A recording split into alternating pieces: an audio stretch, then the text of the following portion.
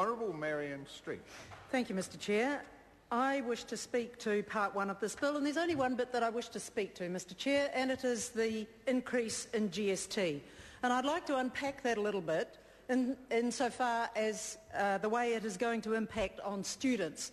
Because it seems to me, Mr Chair, that in this budget, tertiary education is the big loser. Tertiary education across the board is the big loser. And it doesn't matter how the government chooses to spin this, let's have a look at some of the facts and the detail.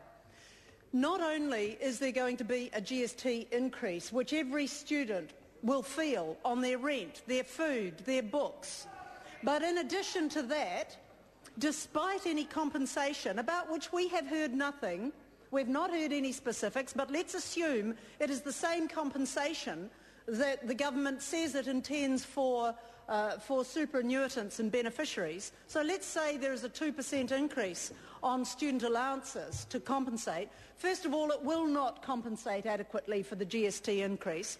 And secondly, not only that, but the 4% annual maximum fee movement that the budget provides for tertiary institutions, 4%, is GST exclusive.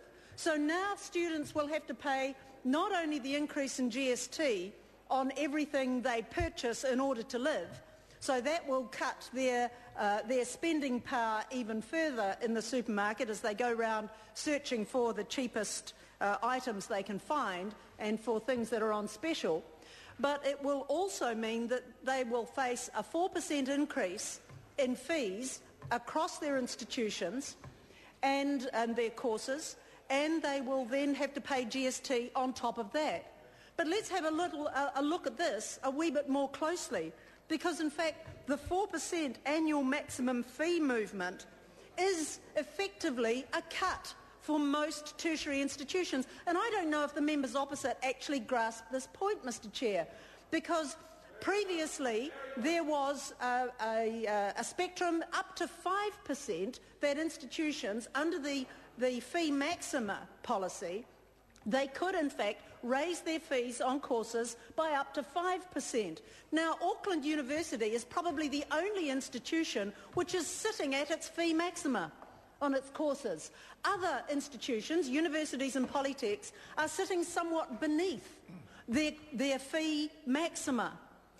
Auckland University may do quite well because it's allowed to increase things by 4%, although it might have wished to be able to increase things by 5%, but it may do quite well because the 4% that it is getting now means that that was rather unexpected and will be useful to them given that they're sitting at their fee maxima. However, other institutions whose courses are not sitting at their fee maxima may have wanted to go to the 5% in order to recover the costs that this government is not putting into tertiary education.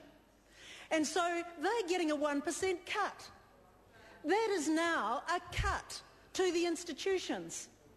And I want to know how members opposite justify that, because what is clearly happening here is that this government is shifting the cost of tertiary education away from government and into the institutions, onto the institutions themselves, and further than that, onto students.